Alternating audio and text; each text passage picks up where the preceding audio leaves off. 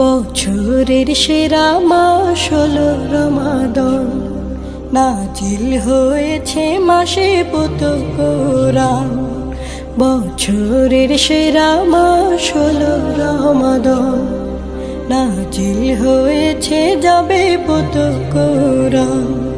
মোনাজাত করে যায় গো রহমান, আবার পাই যেন ফিরে রমাদান, আবার পাই যেন ফিরে রমাদান।